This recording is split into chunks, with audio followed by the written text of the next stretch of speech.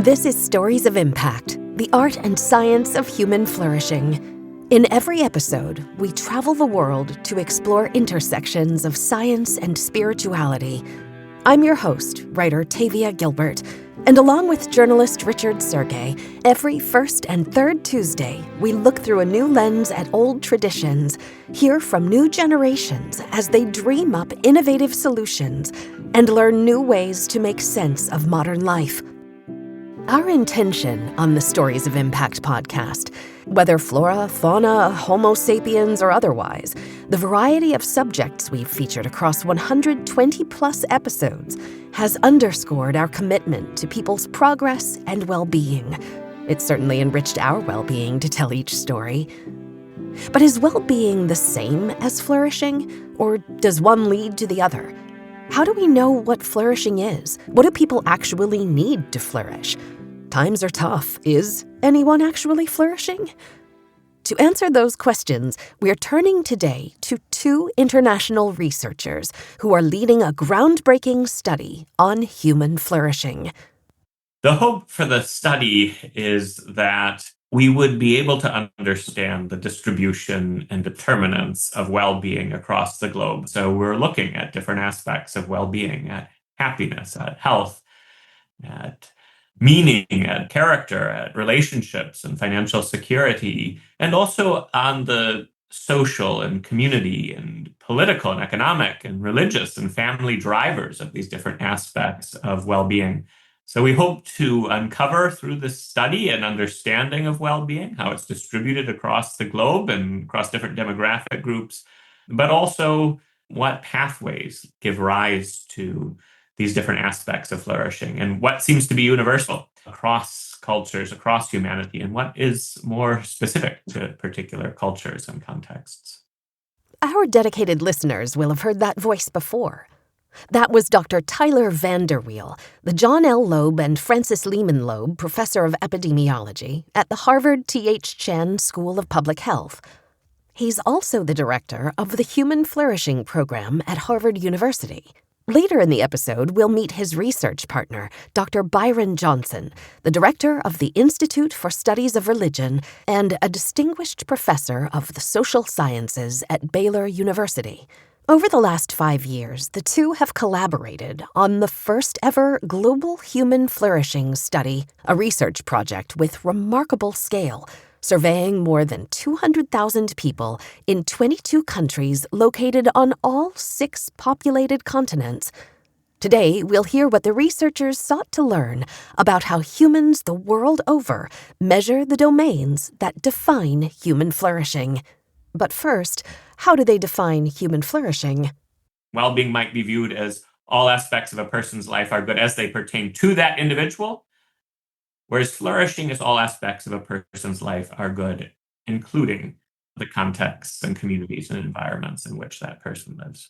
Working definition that we've been using for flourishing is the relative attainment of a state in which all aspects of a person's life are good, including the contexts and communities and environments in which that person lives.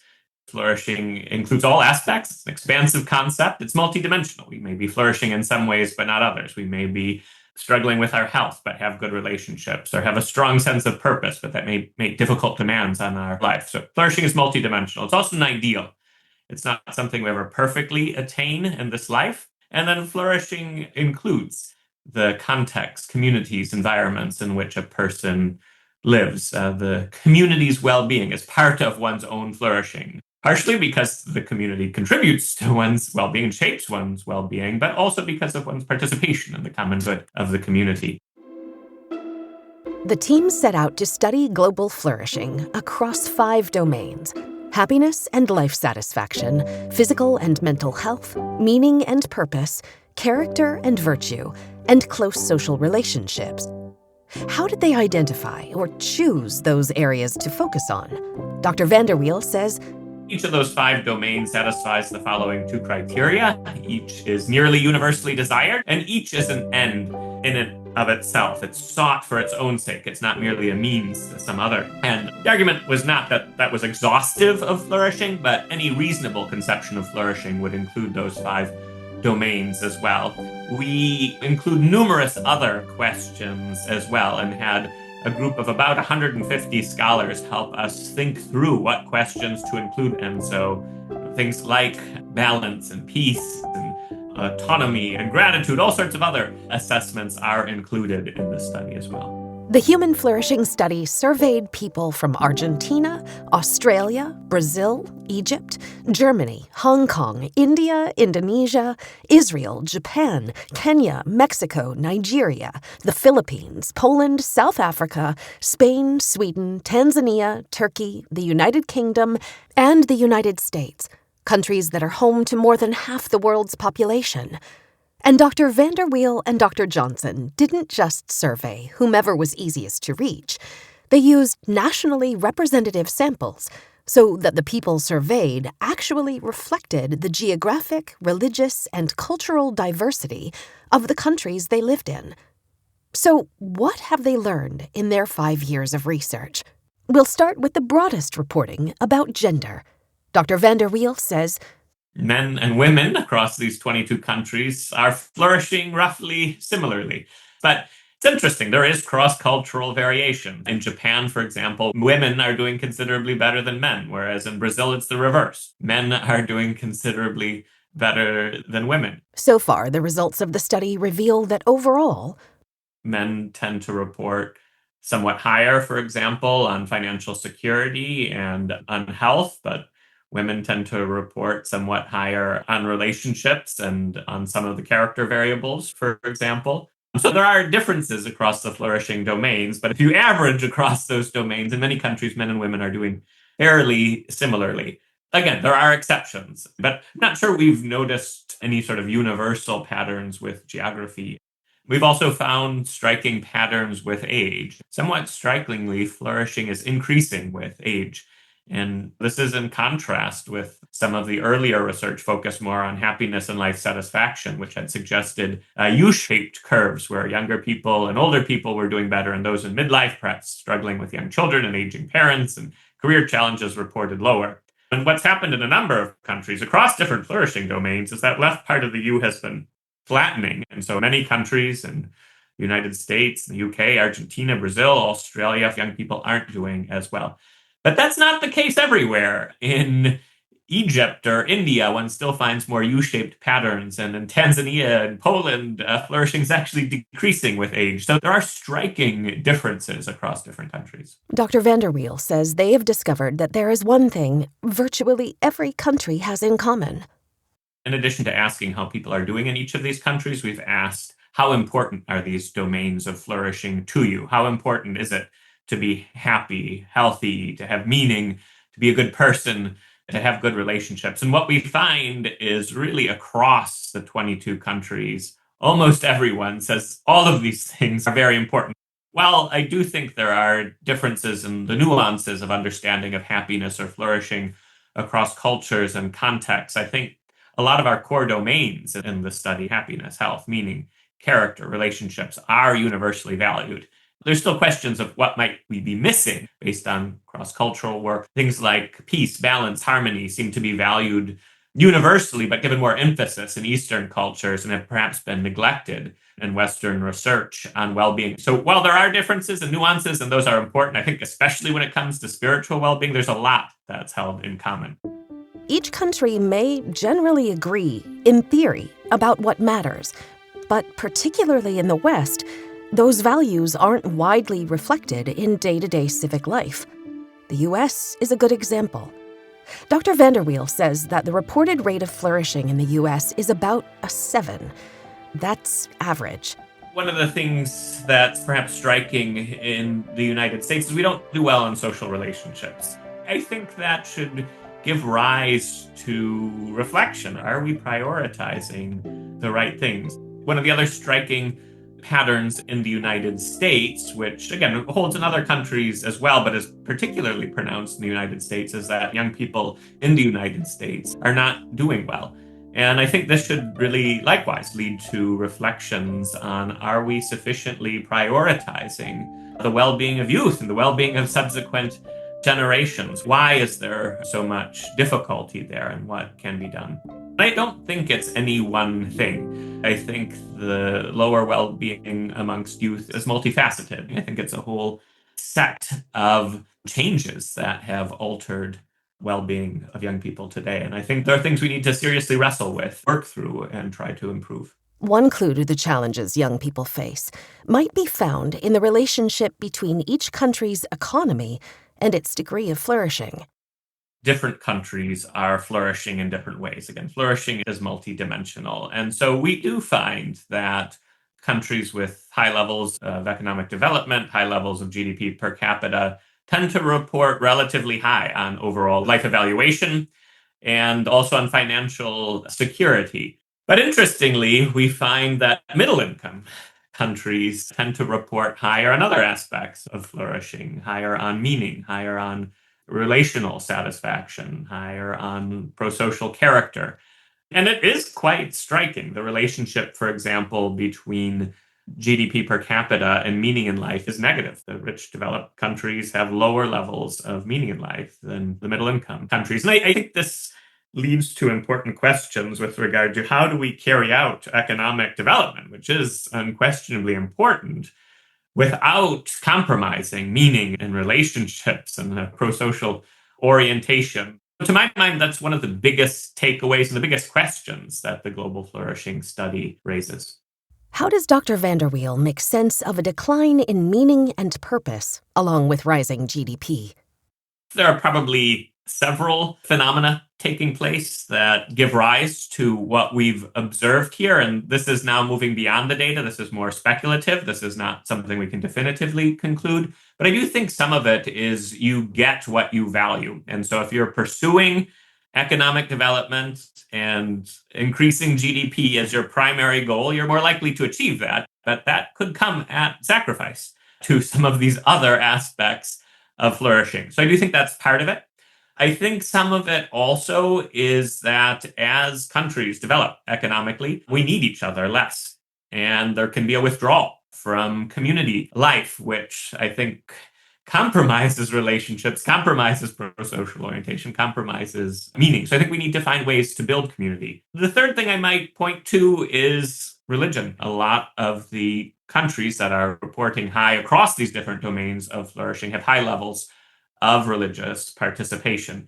And I do think the evidence here and in other studies indicates that participation in religious life, religious community, weekly service attendance contributes to happiness, to health, to meaning, to relationships. And many of the more economically developed countries have become less religious. And I think that's some of what's going on as well. It's quite striking, Dr. Vanderweel says, which countries reported highest across the domains of flourishing. The 5 countries that had a 7.5 or above were first Indonesia, then Israel, Philippines, Mexico, and Poland. That's averaging over scores on happiness, health, meaning, character, relationships, and financial security. Why those countries? It's not what we would have necessarily anticipated, and not what the numbers look like if you just ask about overall life evaluation. All of those countries do tend to report fairly high levels of religious participation.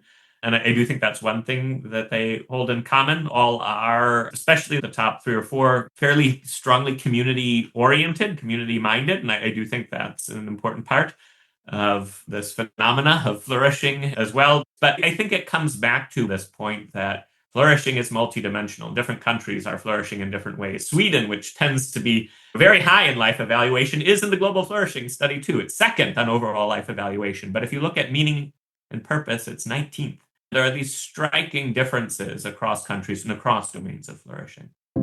Dr. Vanderweel's partner in the research project, Dr. Byron Johnson, is struck by the fact that Indonesia is at the top of the list of flourishing countries. The fact that a Muslim-majority country has come out on top is very interesting, and it doesn't appear that it was a one-off. The importance of religion, I think, to see that so consistent in the data has been one surprise. Religion's important across the world. This is one of those findings that's nearly universal. Even in highly secularized countries, we're finding these effects. So that, to me, was a bit of a surprise. I think that really does beg the question of what's going on here. And so studies that we will be able to do moving forward that will focus on Islam, for example. Most of the research done in the US comes from Christian samples. And so for us, we have a big enough in size that's going to allow us to do some pretty spectacular studies of all the great religious traditions. This too is a unique contribution that the Global Flourishing Study will be making. So that will be a game changer for us moving forward as we begin to look at some of these different world religions. Were there any other surprises for Dr. Johnson? Results that might suggest a direction for one nation to borrow from another to increase their citizens' level of flourishing? He says the desire for such direction is there. Well, I think one of the things that we're trying to say is that, like us as individuals, we're all on a flourishing journey. These countries are on a flourishing journey, and we can learn from all of them. So how can you do the right kind of analyses to allow us to learn what's happening in these middle income countries that's important for us moving forward as we think about policy? One of the surprises was we were getting calls from policymakers wanting to know what recommendations we would make when we released Wave 1 studies. And our response was we were hoping to get these questions after Wave 3 or 4, not with Wave 1. It shows that there is a great deal of interest in the Global Flourishing Study, a much bigger appetite than we suspected was there. And so we are hoping that we can contribute to these policy discussions. A global flourishing framework might offer direction and a path to positive impact for groups of all sizes, even for individuals. When people hear it, they think this makes sense to me. I understand what you're saying. We've been having an ongoing dialogue with the San Antonio Spurs organization because they love the flourishing framework. They're one of these NBA teams. They're a small market. They work with their community and a lot of the people in the community that they want to help.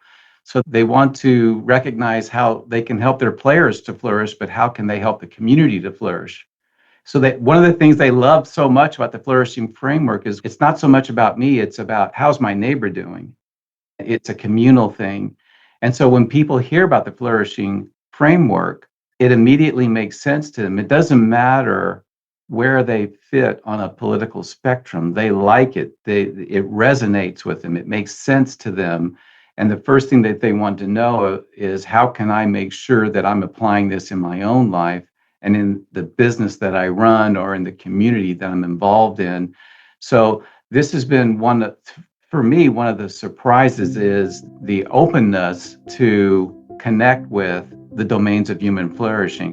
We've had high schools and elementary schools also hear about the study and then reach out because their immediate thinking is, we would like for our schools, which tend to be struggling a bit, we would like to have a framework that we could get behind. But when politicians hear about it, or mayors, they think this is a good fit for their cities too, and businesses likewise.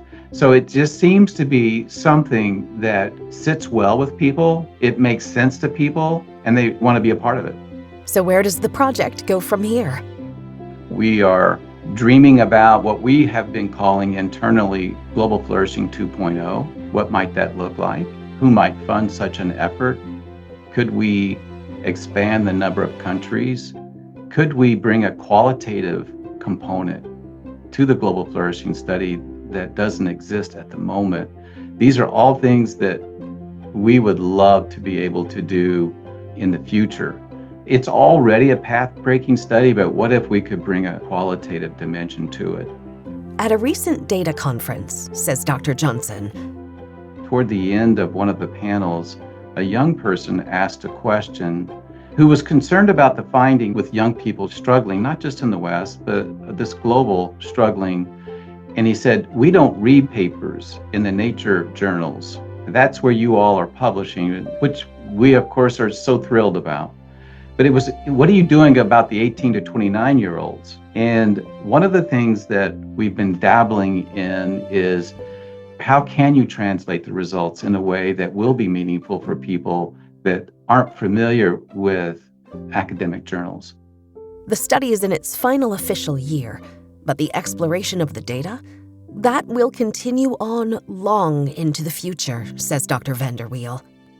I do think that the Global Flourishing study will help contribute to our knowledge and understanding for many years to come. It is an extraordinary data set with 200,000 individuals, 22 countries, more than half the world's population, nationally representative sampling, multiple years of data. I think it's going to continue to give us insight into the distribution and determinants of flourishing. While we have a team of 40, 50 researchers working on the data, writing papers, there's so much more that can be done with it. And so I think the advance in knowledge over the years ahead, as we and other groups continue to make use of the data, is going to be incredible. So to my mind, the next several years really need to be spent mining the data, discerning what we can learn from it.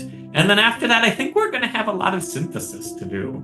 What are the big picture lessons? What do we extract from this? How should this be informing policy? What can we do differently as individuals and as societies to advance flourishing? And so while I'm excited about the next stretch of the Global Flourishing study, there's so much we can do with what we already have and what we will continue to collect. I think we'll be looking back 5-10 years from now in some amazement as to how much we've learned.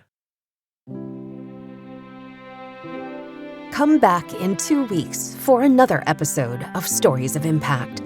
In the meantime, please share the Stories of Impact podcast with someone you think would love it. And we'd love to hear from you. You can get in touch at storiesofimpact.org. This has been the Stories of Impact podcast with an interview by Richard Sergey. Written and produced by Tavia Gilbert for Talkbox Productions. Music by Alexander Filipiak. Mix and master by Kayla Elrod.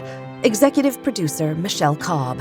The Stories of Impact podcast is generously supported by Templeton World Charity Foundation.